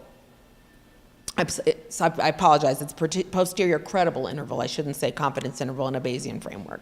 So at each stage, we add 50 participants, compute the posterior distribution of the treatment effect, and check the width of the 95% credible interval. If the interval is still too wide, it means our estimate is still too uncertain. So we'll continue to the next stage and enroll more patients. So we do this, one, for efficiency. You stop collecting data as soon as you have enough information to make a confident conclusion. So it kind of prevents overpowering. Ethically, we avoid over-enrolling participants once we know the answer with high precision. You can ask the question, is it ethical to enroll participants once we already have a pretty precise estimate and know that it either works or it doesn't, right? And so budget and flexibility is another consideration. We don't have to overcommit funding up front and can adjust based on what the data tell us. All right, so this plot shows the posterior credible interval, which is the y-axis, as a sample size increases, which is the x-axis. The yellow line reflects the observed credible interval at each stage. The horizontal red dashed line on the top shows the pre-specified target width of 0.2. Once the yellow curve dips below that red threshold, we consider the estimate precise and stop enrolling. Okay. This method is especially useful when sampling implementation effect sizes, such as the difference in uptake or fidelity between strategies. It allows flexibility and resource savings, particularly when the uncertainty in the effect size is high at the start. So some considerations here is this really does, I apologize, I think I pointed at the wrong threshold, so our target width is down here. So we would stop enrolling when we get down here. Okay, so this requires careful pre-specification of the precision target. Bayesian estimation naturally allows continuous updating of the posterior, so this fits well into the Bayesian framework, and it's particularly advantageous when there is a prior uncertainty about effect size, but a clear idea of how precise an estimate you need to inform policy or scaling decisions. So here, we're introducing what's known as a platform trial.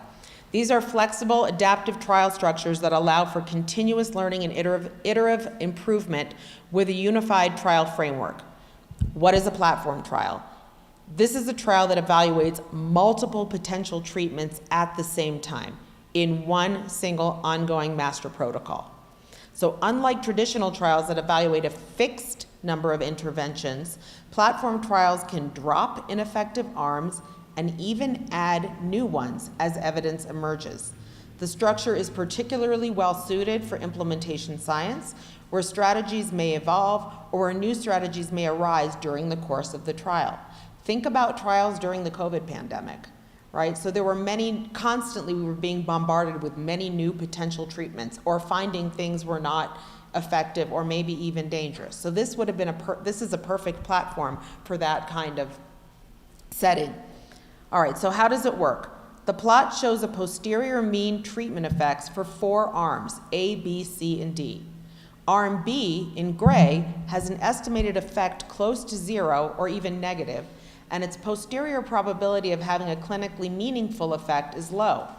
According to a pre-specified rule, we would drop Arm B if the probability that its effect is below a threshold exceeds 0.95. This allows the trial to reallocate resources and participants to arms that might actually do something, that are more promising, A, C, and D in this case. If a new implementation strategy or supportive evidence emerges, a new arm can be added, we maybe call that Arm E, midstream in the trial. So some design characteristics of platform trials, they allow flexibility entry and exit. So arms can either be dynamically entered or dynamically dropped. They have continuous Bayesian updating. So posterior probabilities are used to assess efficiency, efficacy, and futility. Shared control groups. Arms can share a control condition to improve efficiency and comparability. And why is this powerful for implementation research? In a real-world setting, it's really common for new strategies to arise or for uptake of existing strategies to shift around. So platform trials let us keep learning, improve resource efficiency, and maintain scientific rigor while adapting to real-world conditions. They also improve the speed and relevance of findings for policy and practice by embedding adaptation with the trial logic. So here we see how Bayesian hierarchical models can support inference in clustered multi-site trials, which are common in implementation science. So the context of the design is a clustered trial across 20 clinics. In implementation trials, these interventions are often deployed at the clinic level, as we've talked about before. Here we have a trial implemented across 20 different clinics, so you see all 20 on the x-axis. Each clinic may have its own patient population, staff training, and baseline care practices, leading to heterogeneity in response. So in this situation, a hierarchical model or a multi-level Bayesian model allows us to estimate site-specific effects while also borrowing strength across sites. So we learn about variability and precision from everybody, but we're able to estimate site-specific effects. This approach avoids extreme estimates that might occur if each clinic was analyzed separately, which would ignore the shared information. At the same time, it allows for variation in local treatment effects, which is critical for understanding both contextual heterogeneity and implementation. So reading this plot, the x-axis lists the 20 different clinics, and the y-axis shows the estimated treatment effect at each site. The yellow dots and lines represent the posterior means and 95% credible intervals for each clinic. The horizontal blue dashed line is the overall pooled treatment effect from the study, which is the average effect across all the clinics. You'll notice that some of the clinics have estimates above and some below this pooled effect. This is the random effects variation modeled hierarchically. So what does this model tell us? If the credible intervals for many clinics cross that pooled estimate, it suggests variation but no outliers. If certain sites consistently outperform or underperform, this can inform site-specific implementation strategies. Bayesian modeling naturally provides full posterior distributions, making it easy to compute probabilities like the probability the effect is positive at each site, or the probability that one site outperforms another site. This supports decision-making under uncertainty, and it's ideal for adaptive or real-world implementation settings. These models align with the goal of contextual adaptation. They support learning healthcare systems where we want to adapt and refine based on how strategies perform in different real-world settings. And they fit very well within the adaptive trial frameworks where future adaptations may depend on site-level performance, which is easily visible through this kind of approach. Okay, so we've talked about a lot of different Bayesian adaptive trials. What are some of the statistical considerations? So they require very, very careful upfront design. And the few statistical considerations that really need to be thought through are, number one, the priors. These may be vague, like non-informative, like uniform prior, based on previous, or they could be based on previous studies or expert opinion. The choice of prior can influence early trial behavior, very much so. So decision rules also have to be determined ahead of time.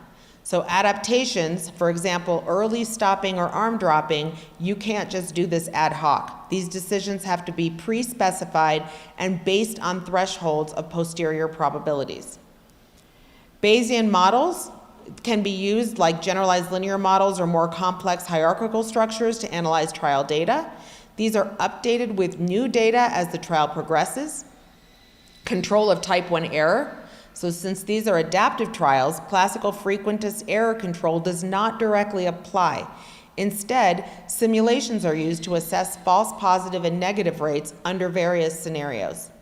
And interim analysis are often planned at pre-specified enrollment milestones, like we saw before, after 100, 200, 300, but they can also be more flexible than frequentist interim looks. Okay, so I'm going to briefly show you a powerful Bayesian modeling engine called STAN. It allows users to define models in a specialized language, and it performs inference using advanced sampling methods. So while users rarely write raw STAN code, packages like BRMS in R and R STAN arm translate familiar R syntax into STAN code behind the scenes. So STAN excels at fitting multiple hierarchical models and is widely used in the implementation science world where multi-level data and adaptive trial structures are very common. That's kind of cool because all these different levels of complexity are already embedded into STAN with specific things that you would specify. And they're built into many packages of R and I believe SAS as well. It returns posterior samples which you can then summarize to make probabilistic statements about your parameters of interest.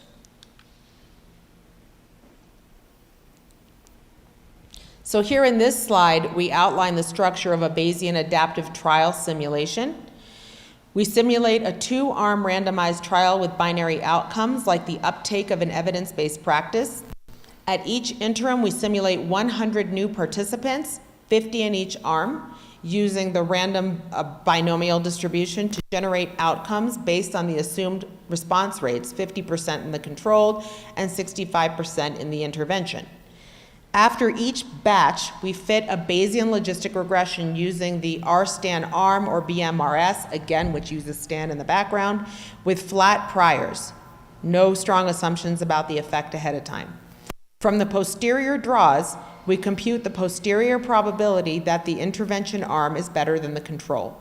If this is 0.975, we stop early for efficacy. If it goes below 0.05, we stop early for futility. Otherwise, we continue to the next batch. This adaptive logic mimics what would happen in a real trial. It's Bayesian decision-making in action, and the simulation helps us understand how we would stop early and how strong the evidence would be at each look. So this slide walks through a simple simulation of a Bayesian adaptive trial using the R-STAN arm package. We simulate a binary outcome for the 2-arm trial, control with 50% success rate, intervention with 65. Again, the simulation proceeds in batches of 100. The Bayesian logistic regression is fit using this non-informative prior. It's what I've just described. We extract the posterior distribution, and the decision rules is as we described. So here is the posterior probability across interims.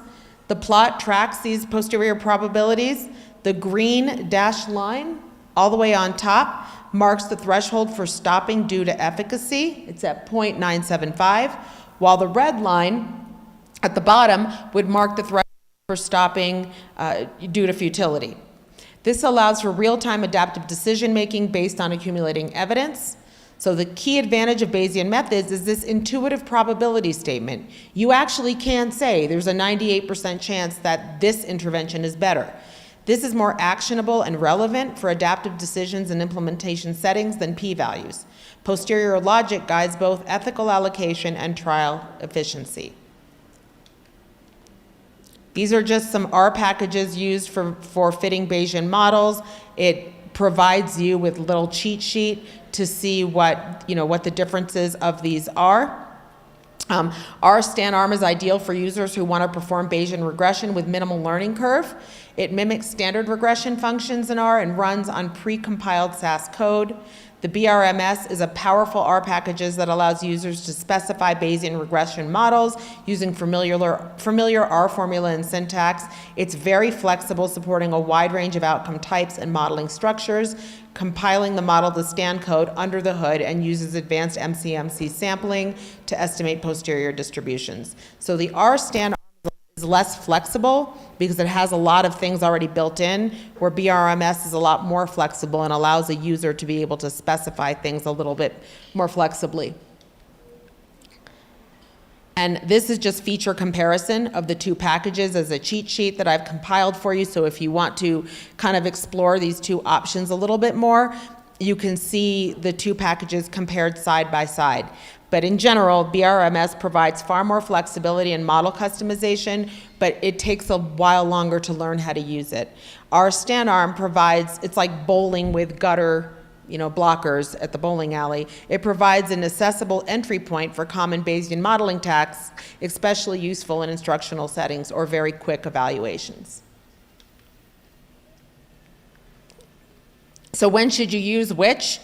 R stan-arm is perfect for getting started. If you're just going to try to learn how to use Bayesian modeling, I would suggest using that. And for scenarios where you just need a quick principles analysis, BRMS is recommended when you're modeling complex systems with multi-level structures or custom distributions, especially in clinical and implementation science research. So here I'm outlining why Bayesian methods are particularly well suited for implementation science. Number one, it makes Bayesian modeling accessible to analysts familiar with R. So the R stan-arm and BRMS packages let analysts use Bayesian models without needing to code and STAN directly. Trust me when I tell you this is very cool. You write models with familiar formula syntax, just like linear modeling, and then the tools handle this posterior computation for you behind the scenes. This lowers the barrier to entry and supports wider adoption of statisticians using these tools. It easily handles hierarchical or multi-level models for site-level clustering, and it facilitates posterior-based decisions at interims like stopping rules. It also provides credible intervals and probabilities, which are more intuitive than p-values using the Bayesian inference. So here we're contrasting the Bayesian and the frequentist approaches to these type of designs. Bayesian analysis combines prior knowledge and data, producing posterior distributions from which we can derive probabilities and credible intervals. This is really useful in adaptive trials where interim analyses are guided by accumulated evidence. In contrast, frequentist approaches focus on long-run error rates and do not allow probabilistic statements about parameters. So they're less intuitive, especially for stakeholders. P-values indicate how likely the data are under a null hypothesis, not how likely the hypothesis is, which is what most people in the implementation science field want to know. The distinction is really important, where decisions must be made in real time with interpretable uncertainty. Okay, so now we're going to run through an example of a Bayesian adaptive trial in implementation science. And the reference of the trial that we're going to talk about here is right here. It's called the CAST trial. So this was a multi-arm study embedded in routine care. Implementation decisions hinged not just on effectiveness, but on ethical allocation and time resource efficiency. A Bayesian adaptive design allowed early decisions about which treatments were working while continuing to test multiple options efficiently. So first, the research objective centers on improving care for patients presenting in the emergency room with a sprained ankle, one of the most common musculoskeletal injuries treated in the emergency departments worldwide. And actually, just yesterday, walking to dinner, I twisted my ankle, and I, thank goodness, did not sprain it. The aim was to assess the relative effectiveness of 3 types of mechanical supports: braces, boots, and casts. So why is this important? While all 3 interventions are clinically accepted, there had been insufficient comparative evidence to guide clinicians or policymakers on which was more effective for long-term functional recovery of the sprain. Furthermore, decisions on which device to implement often vary widely across sites due to clinician preference, supply logistics, and cost, making it a compelling setting for an implementation trial. Second, the study we're referencing, which is the CAST trial, CAST stands for Collaborative Ankle Support Trial, was a multi-arm, pragmatic, randomized controlled trial embedded in real-world clinical settings. Patients were recruited across multiple emergency departments and randomized to one of 3 support types.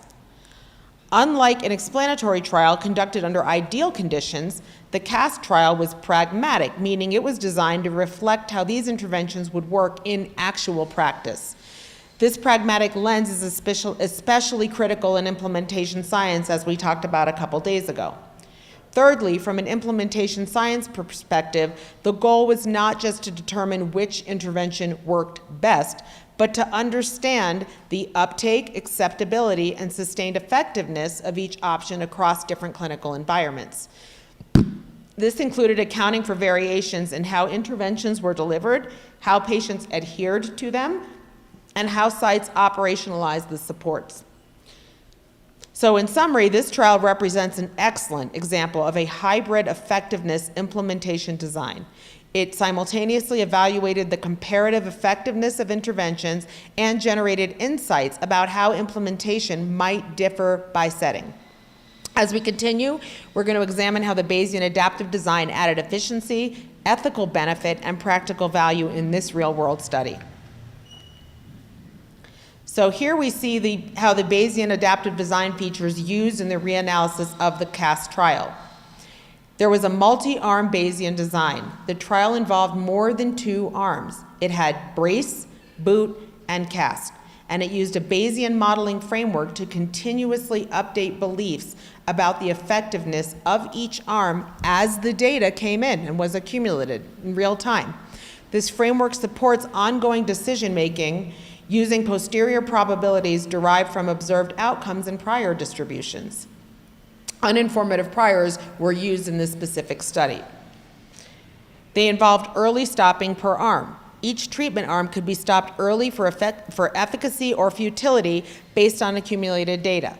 For example, if the probability that a certain support, maybe the boot, was superior to others, exceeded a high posterior threshold, maybe the probability that the effect was greater than 0, that the probability that the effect is greater than 0 may be exceeding 0.975, that arm could be declared effective and stopped, or preferentially assigned. Conversely, if an arm had a very low probability of being the best, it could be dropped for futility. This avoids exposing more patients to ineffective interventions. It involved response adaptive randomization. The design included dynamic randomization where the probability of an assignment to each arm adaptively changed over time.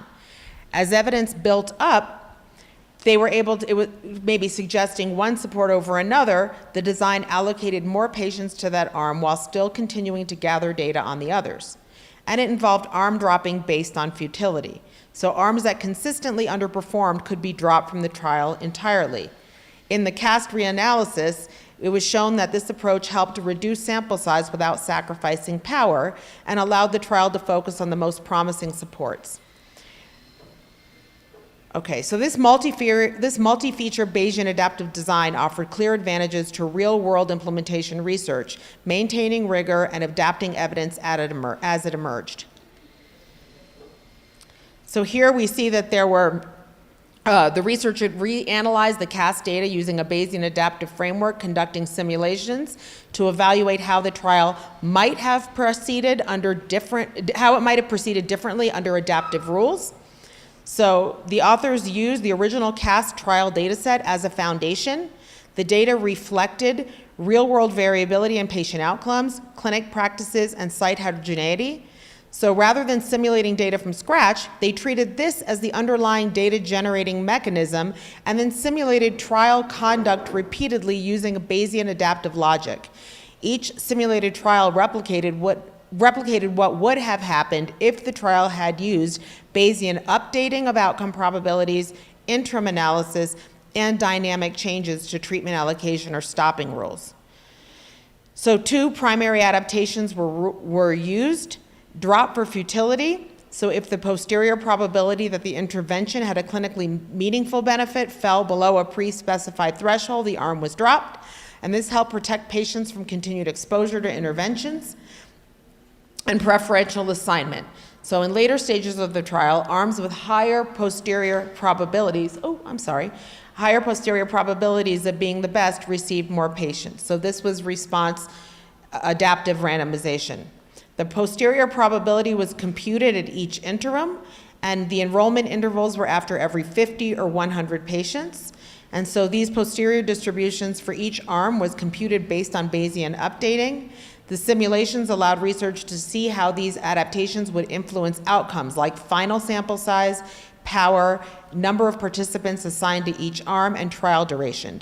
So generally, this simulation study reimagined the CAST style using a Bayesian adaptive approach to show how it could improve both efficiency and participant benefit. So these were some of the summary of the simulating operating characteristics comparing the different trial designs using the CAST data. The fixed design is the top blue box. Here, this represents a traditional fixed design, which was non-adaptive. There were 400 participants. The power was at 80%. The one in the green is the adaptive design with dropping. Here we have the adaptive arm dropping. The N from here dropped from 400 to 320. So on average, fewer participants were needed. Futile arms are dropped early, allowing the trial to conclude faster. And the power actually improved from 80% to 82%. And in this situation, there was a best arm assignment of 45%, which means that more patients are randomized to the better performing arm. Okay, there's also adaptive and response adaptive randomization scenarios with dropping. That's the bottom orange box. Here the N went to 310, even smaller on average, even higher power, and the best arm assignment went up to 60%. So across these simulated strategies, we can see a clear pattern. Fewer participants are needed in adaptive designs, power increases, and more participants benefit because they're randomized to better treatments. And this is just a visual of the comparison of both the average sample size and statistical power across the 3 designs. We can see on the x-axis we have 3 trial design types: the fixed and the fixed is the traditional parallel design with equal randomization, and the adaptive dropping, as well as the adaptive re-randomization and dropping. Sample size is displayed as the light blue bars and aligned with the left y-axis, and power is displayed as red markers connected by a line aligned with the right y-axis. And it just illustrates what we saw before, is the difference in the number of participants and in the power. So the takeaway here is this visual reinforces one of the main advantages of adaptive design or Bayesian adaptive designs. It's a more efficient use of resources with increased power, even with fewer participants. I've got 2 more and then I'm going to stop. So here we see how posterior probabilities evolve for each of the treatment arms across the multiple interim analysis in a Bayesian adaptive trial. This visual helps us understand how the trial makes evidence-based decisions about continuing, dropping, or favoring particular arms. The key interpretation here is that the arm C, which is in red, shows increasing posterior probabilities over time, approaching the efficacy threshold. This suggests it's emerging as the most effective arm. The one in yellow and the one in orange, these two down here, show declining posterior probabilities, right? So by interim look 5, arm A has dropped below 0.2, potentially triggering a futility decision. And arm B may still be borderline, but if the trend continues, it too will be dropped. So this kind of monitoring allows implementation scientists to adapt real-world interventions quickly, aligning more participants with better performing strategies. And in the very last slide I'm going to show you today, here we see how the adaptive randomization dynamically adjusts assignment probabilities to trial arms across interim analyses. We see the allocation probabilities on the y-axis, which is the proportion of patients assigned to each arm. On the x-axis, we see interim looks, which are the time points, 1 to 5, when the interim analyses are conducted. Yellow is arm A, orange is arm B, and red is arm C. Each color's vertical size represents how much of the sample is being allocated to that arm at each interim. So you can see that over time, more and more patients are being allocated to the better arm. Okay, so I did not get to cover platform trials, but I have been asked to stop early, which is at noon, and I think I am there. So I do need to stop now. If you would like to see the rest of the slides, I think that the organizers have them available, and if not, you can email me and I'm happy to share them with you and even come up with a time to go over them with you if you would like that. I've appreciated your time, and I've hoped that you've been able to understand me. I know it's really hard to do this in another language, and I look forward to hearing from anyone who'd like to talk about these concepts or really anything in the world of biostatistics and clinical research anymore. Great.